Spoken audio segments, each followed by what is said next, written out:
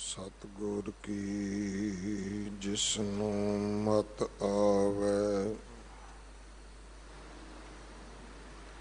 सो सतगुर माहे समाना।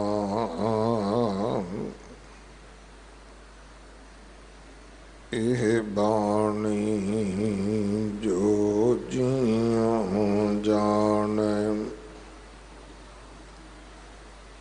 तिस अंतर रवै हर नामा। बाणी गुरु गुरु है बाणी, विच बाणी अमृत सारे। गुरबाणी कहे सेवक जन मानै, परतख गुरु निस्तारै। बाणी बिरलो विचारसी,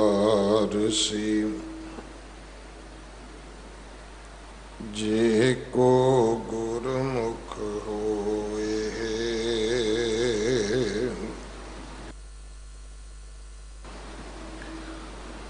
एह बाणी महापुरख की, निज कर वासा होए।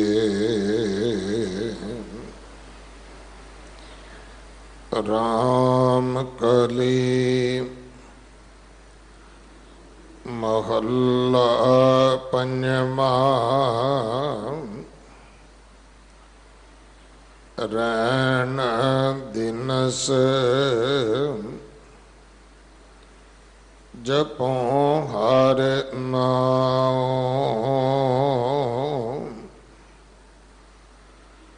आगे दरगह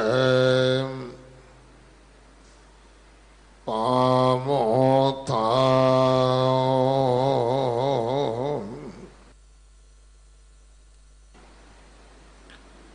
सदा आनंद ना होवी सोग, कबहू ना व्यापै हाँ मैं रोग। खोजो संतो हर ब्रह्म ज्ञानी, विषमन विषम भय विषमादा। परम गत पावैं हर सिमर परानी। रहाओ गान में न देखो सगल विचार,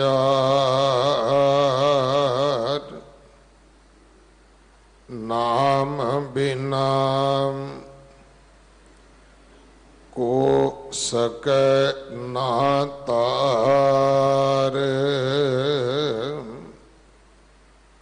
सगल उपाव ना चालै संग,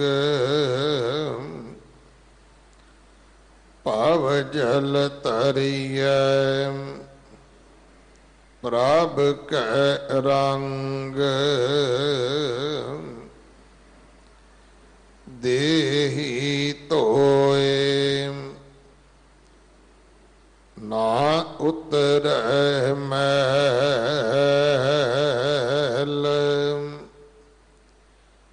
हाँ मैं व्यापै दुबदा फैल हर हर औखद जो जन खाए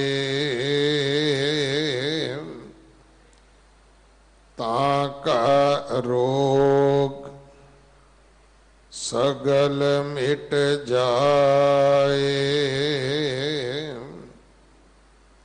कर कृपा पार ब्रह्म दयाल मन ते कबो नाम बिसर गोपाल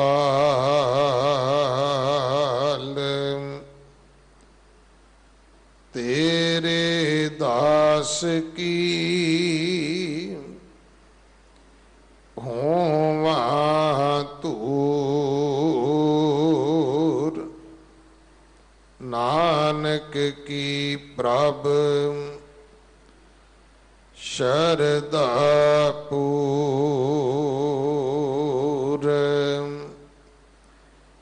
तेरे दास की होवा तूर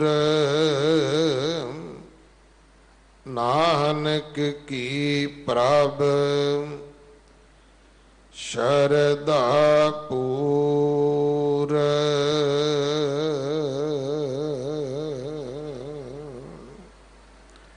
वाहिगुरु जी का खालसा वाहिगुरु जी की फतेह। ये पावन शब्द जो आद श्री गुरु ग्रंथ साहिब पातशाह महाराज जी दे 893 अंग ते दर्ज है। इस दी विचार बाबा बलजीत सिंह जी दादूवाल मुखी पंथक सेवा लहर आप जी नूं सरवण करवाउणगे। बाबा जी का 2 दिन का समा साडे पास है। गुरु हरकृष्ण साहब महाराज जी का पावन पवित्र प्रकाश गुरपुरब 8 तरीक नूं आ रहा है, जो इस अस्थान ते बहुत चा उमा दे नाल मनाया जाएगा। एक दिन पहला 7 तरीक शाम नूं 7 बजे तो लैके रात 12 बजे तक विशेष कीर्तन समागम पिछले साल की तरह सरोवर के किनारे परिक्रमा विच होणगे। ये सारा ही प्रोग्राम संसार भर विच लाइव टैलीकास्ट होवेगा। 8 तरीक दे जिहड़े मुख पंडाल सजने हैं वो गुरुद्वारा रकाबगंज साहब भाई लखी शाह वणजारा हाल अंदर अमृत वेले तो लैके देर रात तक सजणगे। सो आओ सारे परिवारा सहित सेवा करके हाजरियां भर के गुरु 8वें पातशाह महाराज दियां खुशियां बख्शिशां अपनी झोली विच पवाईए और बड़े चाह उमा शरदा सत्कार दे नाल सतगुरां दे पावन प्रकाश गुरपुरब मनाइए। अगले समय वास्ते गुरबाणी विचार सरवण करो जी। वाहिगुरु जी का खालसा वाहिगुरु जी की फतेह। सतनाम श्री वाहिगुरु साहिब जीओ। सतनाम श्री वाहिगुरु साहिब जीओ। सेवक है भरपूर जोग जोग वाहिगुरु तेरा सब सदका। निरंकार प्रभ सदा सलामत कह न सकै को तू कद का। ब्रह्मा बिसन सिर तय अगणत तन को मोह भया मन मद का 84 लख जोन उबाई रिजक दिया सब हूँ को तद का सेवक भरपूर जुग जुग वाह गुरु तेरा सब सदका ज्ञान ध्यान किश कर्म न जाना सार न जाना तेरी सब ते वड्डा सतगुरु नानक जन कल राखी मेरी ज्ञान ध्यान किश कर्म न जाना नाहिन निर्मल करनी साध संगत कै अंचल लाभ हो बेखमा नदी जाय तरनी बाणी गुरु गुरु है बाणी विच बाणी अमृत सारे गुरबाणी कहे सेवक जन मानै पर तख गुरु निस्तारे मैं मूर्ख की केतक बात है कोट पराधी तरिया रे गुरु नानक जिन सुनिया पेखिया से फिर गर्भास ना परिया रे कहा बुद्ध प्रभ तुच्छ हमारी वर्ण सकै महिमा जो तिहारी हम न सकत कर सिफत तुम्हारी आप लिहो तुम कथा सुधारी सो कहो टल गुर सेविया अहनस सहज सुभाय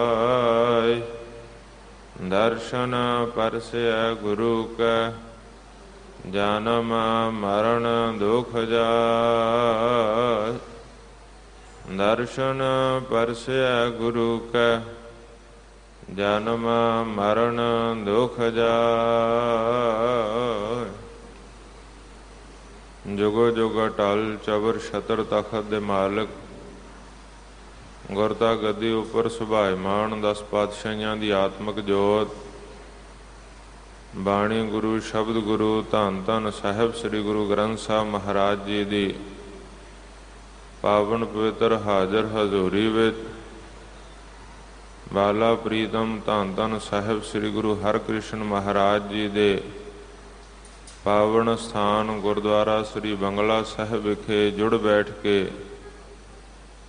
और देशां परदेसां विच वख-वख टीवी चैनलों के माध्यम राही आपो अपने घरां विच बैठ के सतगुरां दे गुर दरबार नाल जुड़ बैठी गुरु का खास रूप गुरु खालसा साध संगत जी आओ बड़े अदब सत्कार नाल सर्व विचारां दी सांझ तो पहलां सतगुरां दी बख्शिश कीती होई पावन पवित्र गुर फतेह दी सांझ करिए कोई भी रसना वांझी ना रहे बड़े अदब नाल सतगुरां नूं शीश झुकाओ ਅਤੇ ਸਾਰੀਆਂ ਸੰਗਤਾਂ ਮਿਲ ਕੇ ਗੱਜ ਕੇ ਆਖੋ ਜੀ ਵਾਹਿਗੁਰੂ ਜੀ ਕਾ ਖਾਲਸਾ ਵਾਹਿਗੁਰੂ ਜੀ ਕੀ ਫਤਿਹ। ਬੜੀ ਰਹਿਮਤ ਹੋਈ ਹੈ ਸਤਿਗੁਰਾਂ ਦੀ ਸੁਭਾਗਾ ਸਮਾਂ ਗੁਰਬਾਣੀ ਨਾਲ ਗੁਰ ਦਰਬਾਰ ਨਾਲ ਜੁੜਨ ਦਾ ਸਾਨੂੰ ਸਾਰਿਆਂ ਨੂੰ ਪ੍ਰਾਪਤ ਹੋਇਆ। ਅੰਮ੍ਰਿਤ ਵੇਲੇ ਤੋਂ ਸਤਿਗੁਰ ਸੱਚੇ ਪਾਤਸ਼ਾਹ ਆਪਣੇ ਪਾਵਨ ਸਥਾਨਾਂ ਤੇ ਪ੍ਰਕਾਸ਼ਮਾਨ ਹੋ ਕੇ ਦਰਸ਼ਨ ਦਿਦਾਰੇ ਬਖਸ਼ ਰਹੇ ਹੈ। ਸੰਗਤਾਂ ਦੂਰ ਦੁਰਾਡਿਆਂ ਦੇਸਾਂ ਪਰਦੇਸਾਂ ਤੋਂ ਚੱਲ ਕੇ ਸਤਿਗੁਰਾਂ ਦੇ ਪਾਵਨ ਸਥਾਨਾਂ ਤੇ ਸਤਿਗੁਰਾਂ ਦੇ ਦਰਸ਼ਨ ਦਿਦਾਰੇ ਕਰ ਰਹੀਆਂ ਹਨ। ਰੋਜ਼ਾਨਾ ਦੇ ਨਿਤਨੇਮ ਸਤਿਗੁਰਾਂ ਦੇ ਪ੍ਰਕਾਸ਼ ਗੁਰ ਸ਼ਬਦ ਜਾਪ ਵਾਹਿਗੁਰੂ ਮੰਤਰ ਦਾ ਜਾਪ ਗੁਰਬਾਣੀ ਦੇ ਨਿਤਨੇਮ ਸ੍ਰੀ ਆਸਾ ਜੀ ਦੀ ਵਾਰ ਦੇ ਕੀਰਤਨ ਗੁਰਮੁਖਾਂ ਦੀ ਰਸਨਾ ਤੋਂ ਆਪ ਜੀ ਨੇ ਸਰਵਣ ਕੀਤੇ ਹਨ। ਸਤਿਕਾਰਯੋਗ ਸਿੰਘ ਸਾਹਿਬ ਜੀ ਪਾਸੋਂ ਗੁਰਬਾਣੀ ਦੀ ਚੱਲ ਰਹੀ ਲੜੀਵਾਰ ਵਿਚਾਰ ਦੇ ਅੱਜ ਸ਼ਬਦ ਦਾ ਜਾਪ ਜਿਸ ਦੀ ਵਿਚਾਰ ਸਾਨੂੰ ਸਾਰਿਆਂ ਨੂੰ ਸਤਿਗੁਰ ਸੱਚੇ ਪਾਤਸ਼ਾਹ ਬਖਸ਼ਿਸ਼ ਕਰ ਰਹੇ ਹਨ ਉਹਨਾਂ ਦੀ ਰਸਨਾ ਤੋਂ ਉਚਾਰਨ ਸਰਵਣ ਕੀਤਾ ਹੈ। ਆਓ ਗੁਰੂ ਪਿਆਰਿਓ ਭਾਗਾਂ ਵਾਲੇ ਹੋ ਜੋ ਆਪੋ ਆਪਣੇ ਕੰਮਾਂ ਕਾਜਾਂ ਤੋਂ ਵਿਹਲ ਪਾ ਕੇ ਬੜੀ ਇੱਛਾ ਦੇ ਨਾਲ, ਬੜੀ ਸ਼ਰਧਾ ਦੇ ਨਾਲ, ਬੜੀ ਭਾਵਨਾ ਦੇ ਨਾਲ ਸਤਿਗੁਰਾਂ ਦੇ ਪਾਵਨ ਸਥਾਨਾਂ ਦੇ ਦਰਸ਼ਨ ਦਿਦਾਰੇ ਕਰ ਰਹੇ ਹੋ। ਰੱਬੀ ਬਾਣੀ ਕਥਾ ਕੀਰਤਨ ਦੇ ਨਾਲ, ਗੁਰ ਸ਼ਬਦ ਵਾਹਿਗੁਰੂ ਮੰਤਰ ਜਾਪ ਨਿਤਨੇਮ ਨਾਲ ਜੁੜ ਕੇ ਆਪਣੇ ਸਮੇਂ ਤੇ ਸਵਾਸਾਂ ਨੂੰ ਸਫਲਿਆਂ ਕਰਨ ਦਾ ਯਤਨ ਕਰ ਰਹੇ ਹੋ। ਗੁਰੂ ਦੇ ਚਰਨਾਂ ਵਿੱਚ ਅਸੀਂ ਆਉਂਦੇ ਹਾਂ ਆਤਮਿਕ ਸ਼ਾਂਤੀ ਵਾਸਤੇ।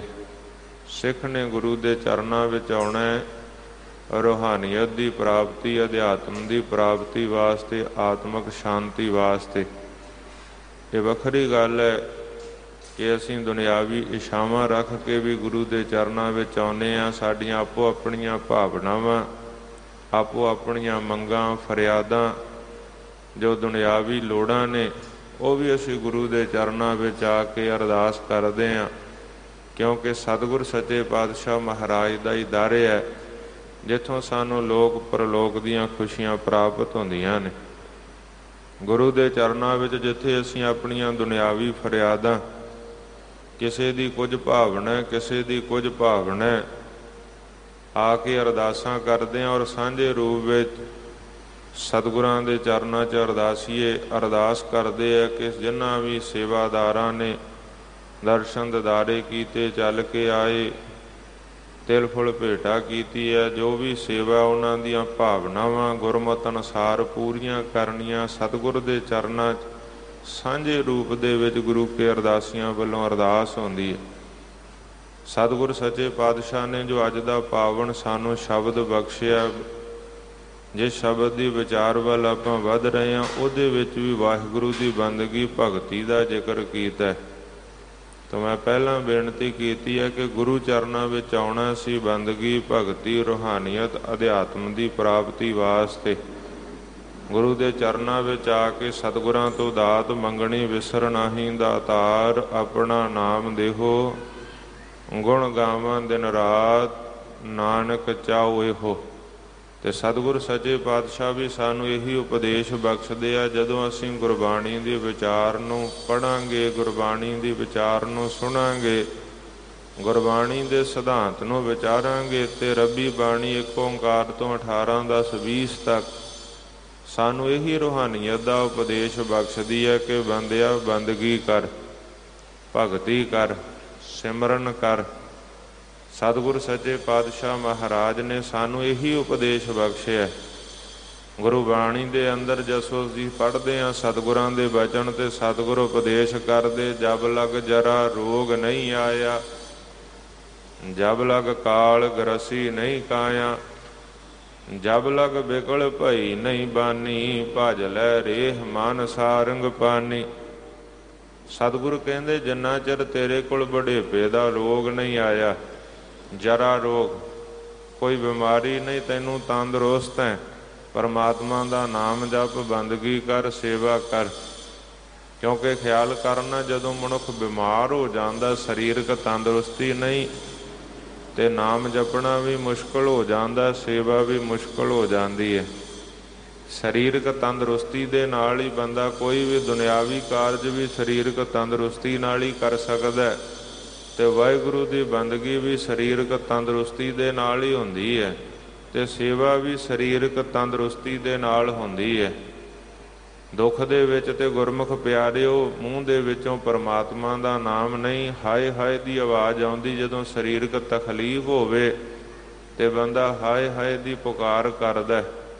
ਇਹ ਵੱਖਰੀ ਗੱਲ ਹੈ ਕਿ ਵਿੱਚੋਂ ਕਿਤੇ ਸੋਪਲੇ ਅਚਨਚੇਤ ਕੋਈ ਪਰਮਾਤਮਾ, ਅੱਲਾ, ਰਾਮ, ਖੁਦਾ ਦਾ ਨਾਮ ਨਿਕਲ ਜਾਵੇ ਰਸਨਾ ਤੋਂ, ਪਰ ਬਹੁਤ ਮੁਸ਼ਕਲ, ਬਹੁਤ ਵਿਰਲਿਆਂ ਦੇ ਐਸਾ ਵਰਤਾਰਾ ਵਰਤਦਾ। ਨਹੀਂ ਤਾਂ ਦੁੱਖ ਦੇ ਵਿੱਚ ਮਨੁੱਖ ਨੂੰ ਵਾਹਿਗੁਰੂ ਦੀ ਬੰਦਗੀ ਕਰਨੀ ਨਹੀਂ ਸੁਝਦੀ, ਉਸ ਦਾ ਦੁੱਖ ਤਕਲੀਫ ਦਿੰਦਾ, ਮੁਸ਼ਕਲ ਪੈਦਾ ਕਰਦਾ, ਅਤੇ ਹਾਏ ਹਾਏ ਦੀ ਆਵਾਜ਼ ਆਉਂਦੀ ਹੈ। ਸਤਿਗੁਰੂ ਬਚਨ ਕਰਦੇ, ਜਿੰਨਾ ਚਿਰ ਸਰੀਰਕ ਤੰਦਰੁਸਤੀ ਹੈ ਤੇਰੇ ਕੋਲ, ਤੂੰ ਸਰੀਰਕ ਤੌਰ 'ਤੇ ਤੰਦਰੁਸਤ ਹੈ, ਅਤੇ ਖਿਆਲ ਕਰਨਾ ਜਰਾ ਦਾ ਰੋਗ ਵੀ, ਜਰਾ ਦਾ ਰੋਗ ਬੁਢੇਪੇ ਦੇ ਰੋਗ ਨੂੰ ਆਖਿਆ। ਜਰ ਆਪਾਂ ਜੰਗਾਲ ਨੂੰ ਕਹਿ ਦਿੰਦੇ ਹਾਂ, ਜਿਵੇਂ ਲੋਹੇ ਨੂੰ ਜੰਗਾਲ ਪੈ ਜਾਂਦਾ, ਜਰ ਪੈ ਜਾਂਦੀ, ਜੰਗ ਪੈ ਜਾਂਦਾ। ਵੱਖ ਵੱਖ ਇਲਾਕਿਆਂ, ਵੱਖ ਵੱਖ ਗੁਰਮੁਖ ਪਿਆਰਿਓ ਬੋਲੀ ਹੁੰਦੀ ਹੈ ਆਪੋ ਆਪਣੇ ਤਰੀਕੇ ਦੇ ਨਾਲ। ਕਿਤੇ ਜੰਗਾਲ ਕਹਿ ਦਿੱਤਾ ਜਾਂਦਾ ਹੈ, ਕਿਤੇ ਜਰ ਕਹਿ ਦਿੱਤਾ ਜਾਂਦਾ ਹੈ, ਕਿਤੇ ਜੰਗ ਕਹਿ ਦਿੱਤਾ ਜਾਂਦਾ ਹੈ। ਸਾਰੇ ਸਾਵੇਂ ਅਰਥ ਇੱਕੋ ਬਣਦਾ। ਜੰਗਾਲ ਲਈ ਜਰ ਵਾਸਤੇ ਸ਼ਬਦ ਵਰਤੇ ਜਾਂਦੇ ਹੈ। ਤੇ ਸਤਿਗੁਰ ਬਚਨ ਕਰਦੇ ਜਬ ਲਗ ਜਰਾ ਰੋਗ ਨਹੀਂ ਆਇਆ। ਬੁਢੇਪੇ ਦੇ ਰੋਗ ਨੂੰ ਸਤਿਗੁਰ ਨੇ ਜਰਾ ਦਾ ਰੋਗ ਆਖਿਆ।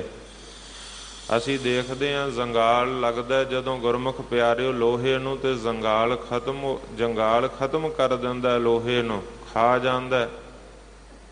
ਜਿਸ ਵੇਲੇ ਜੰਗਾਲ ਲੱਗ ਜਾਂਦਾ ਕਿਸੇ ਲੋਹੇ ਨੂੰ, ਉਹ ਵਰਤਣ ਵਾਲਾ ਨਹੀਂ ਰਹਿ ਜਾਂਦਾ, ਉਹ ਫਿਰ ਕਿਸੇ ਕੰਮ ਨਹੀਂ ਆਉਂਦਾ। ਬਿਲਡਿੰਗ ਦੇ ਵਿੱਚ ਵੀ ਅਸੀਂ ਲੋਹਾ ਪਾਉਂਦੇ ਹਾਂ, ਸਰੀਆ ਪਾਉਂਦੇ ਹਾਂ, ਵੱਡੀਆਂ ਵੱਡੀਆਂ ਇਮਾਰਤਾਂ ਖੜ੍ਹਦੀਆਂ ਨੇ, ਪਰ ਉਹ ਇਮਾਰਤਾਂ ਭਾਵੇਂ 50 ਮੰਜ਼ਲੀ ਹੈ, 100 ਮੰਜ਼ਲੀ ਹੈ, ਜਦੋਂ ਅਸੀਂ ਲੋਹੇ ਦਾ ਸਰੀਆ ਪਾ ਕੇ ਖੜ੍ਹੀਆਂ ਕਰਦੇ ਹਾਂ ਉਹਨਾਂ ਬਿਲਡਿੰਗਾਂ ਨੂੰ, ਉਹਨਾਂ ਚਿਰ ਖੜ੍ਹੀਆਂ ਰਹਿੰਦੀਆਂ ਨੇ ਜਿੰਨਾ ਚਿਰ ਉਹ ਲੋਹੇ ਦਾ ਸਰੀਆ ਜੰਗਾਲ ਤੋਂ ਬਚਿਆ ਰਹਿੰਦਾ, ਜਰ ਤੋਂ ਬਚਿਆ ਰਹਿੰਦਾ।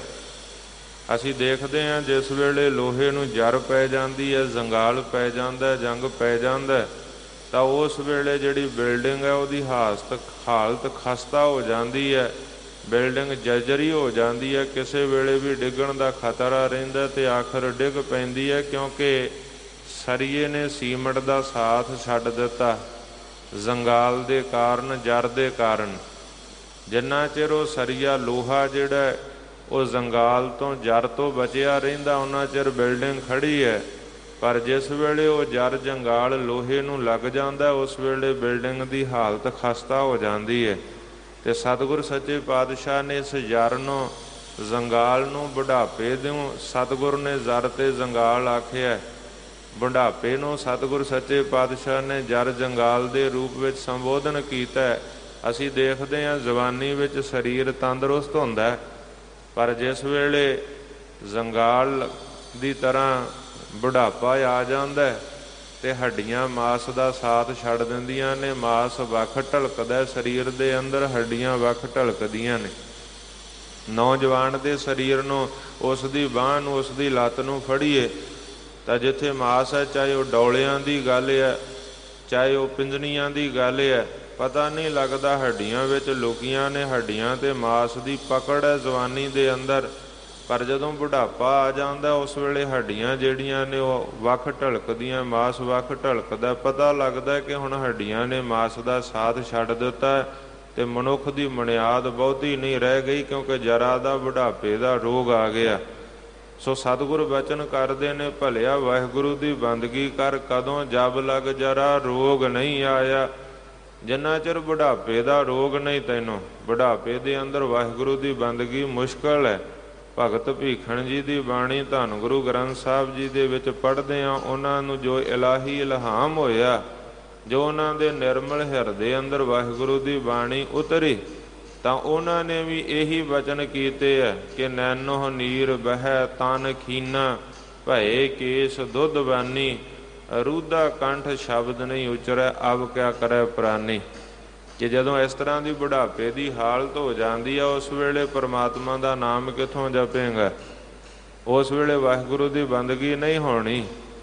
ਸਰੀਰ ਤੰਦਰੁਸਤ ਹੈ, ਬੰਦਗੀ ਕਰ, ਜਬ ਲਗ ਜਰਾ ਰੋਗ ਨਹੀਂ ਆਇਆ। ਜਿੰਨਾ ਚਿਰ ਬੁਢਾਪੇ ਦੇ ਰੋਗ ਤੋਂ ਬਚਿਆ, ਬਿਮਾਰੀਆਂ ਤੋਂ ਬਚਿਆ, ਸਰੀਰ ਤੰਦਰੁਸਤ ਹੈ, ਵਾਹਿਗੁਰੂ ਦੀ ਬੰਦਗੀ ਕਰ। ਜਬ ਲਗ ਕਾਲ ਗ੍ਰਸੀ ਨਹੀਂ ਕਾਇਆ, ਜਿੰਨਾ ਚਿਰ ਕਾਲ ਤੋਂ, ਮੌਤ ਤੋਂ ਬਚਿਆ, ਭਾਵ ਤੇਰੇ ਕੋਲ ਜੀਵਨ ਹੈ, ਵਾਹਿਗੁਰੂ ਦੀ ਬੰਦਗੀ ਕਰ। ਜਿਸ ਵੇਲੇ ਕਾਲ ਨੇ ਜਮ ਦੀਆ ਦਮਾਮਾ ਆਏ, ਜਿਸ ਵੇਲੇ ਕਾਲ ਆ ਗਿਆ, ਫਿਰ ਵਾਹਿਗੁਰੂ ਦੀ ਬੰਦਗੀ ਕਿਵੇਂ ਕਰੇਂਗਾ, ਭਗਤੀ ਕਿਵੇਂ ਕਰੇਂਗਾ, ਫਿਰ ਸਮਾਂ ਨਹੀਂ ਮਿਲਣਾ। ਹੁਣ ਤੇਰੇ ਕੋਲ ਸਮਾਂ ਬੰਦਗੀ ਦਾ, ਭਗਤੀ ਦਾ ਸਮਾਂ, ਸਿਮਰਨ ਕਰ। ਜਬ ਲਗ ਜਰਾ ਰੋਗ ਨਹੀਂ ਆਇਆ, ਜਬ ਲਗ ਕਾਲ ਗ੍ਰਸੀ ਨਹੀਂ ਕਾਇਆ, ਤੇ ਜਬ ਲਗ ਵਿਗਲ ਭਈ ਨਹੀਂ ਬਾਨੀ। ਜਿੰਨਾ ਚਿਰ ਤੇਰੇ ਬੋਲ ਤੰਦਰੁਸਤ ਨੇ, ਵਧੀਆ ਬੋਲ ਸਕਦਾ, ਖਿਆਲ ਕਰੀ ਬੁਢਾਪੇ ਦੇ ਅੰਦਰ ਬੋਲ ਵੀ ਪੂਰੇ, ਰੂਦਾ ਕੰਠ ਸ਼ਬਦ ਨਹੀਂ ਉਚਰਿਆ, ਕੰਠ ਬਲਗਮ ਨਾਲ ਭਰਿਆ, ਵਿੱਚੋਂ ਰਸਨਾ ਤੋਂ ਆਵਾਜ਼ ਨਹੀਂ ਨਿਕਲਣੀ, ਗਲੇ ਚੋਂ ਆਵਾਜ਼ ਨਹੀਂ ਆਉਣੀ। ਜਬ ਲਗ ਵਿਗਲ ਭਈ ਨਹੀਂ ਬਾਨੀ, ਜਿੰਨਾ ਚਿਰ ਤੇਰਾ ਜਿਹੜਾ ਬੋਲ ਹੈ ਉਹ ਤੰਦਰੁਸਤ ਹੈ, ਉਹ ਵਿਅਸਤ ਨਹੀਂ ਹੋਇਆ, ਜਿਨਾ ਚਿਰ ਤੇਰਾ ਬੋਲ ਤੰਦਰੁਸਤ ਹੈ। ਵਾਹਿਗੁਰੂ ਦੀ ਬੰਦਗੀ ਜਬ ਲਗ ਬਿਕਲ ਭਈ ਨਹੀਂ ਬਾਨੀ, ਭਜ ਲੈ ਰੇ ਮਨ ਸਾਰੰਗ ਪਾਨੀ। ਸਤਿਗੁਰ ਬਚਨ ਕਰ ਦਿਓ, ਵਾਹਿਗੁਰੂ ਦੀ ਬੰਦਗੀ ਕਰ, ਉਹਦਾ ਭਜਨ ਕਰ। ਤੇ ਨਾਲ ਹੀ ਫਿਰ ਸਤਿਗੁਰਾਂ ਬਚਨ ਕੀਤਾ, ਆਬ ਨਹੀਂ ਭਜਸ ਭਜਸ ਕਬ ਭਾਈ। ਜੇਕਰ ਹੁਣ ਨਹੀਂ ਯਾਦ ਕਰਦਾ ਪਰਮਾਤਮਾ ਨੂੰ ਸਰੀਰਕ ਤੰਦਰੁਸਤੀ ਦੇ ਅੰਦਰ, ਮਨੁੱਖਾ ਜੀਵਨ ਦੇ ਅੰਦਰ, ਆਬ ਨਾ ਭਜਸ ਭਜਸ ਕਬ ਭਾਈ, ਫਿਰ ਕਿਸ ਵੇਲੇ ਯਾਦ ਕਰੇਗਾ। ਆਵੈ ਅੰਤ ਨਾ ਭਜਿਆ ਜਾਈ। ਅੰਤ ਆ ਜਾਣਾ, ਮੌਤ ਕਾਲ ਸਿਰ ਤੇ ਕੂਕਦਾ, ਪਤਾ ਨਹੀਂ ਕਦੋਂ ਨੇ ਆਪਣਾ ਕੰਮ ਫਤਿਹ ਕਰ ਦੇਣਾ। ਜਿਸ ਵੇਲੇ ਗੁਰਮੁਖ ਪਿਆਰਿਓ ਮਨੁੱਖ ਜਨਮ ਲੈਂਦਾ, ਮੈਂ ਅਕਸਰ ਬੇਨਤੀ ਕਰਦਾ, ਧਾਰਮਿਕ ਸਮਾਗਮਾਂ ਦੇ ਅੰਦਰ ਦੀ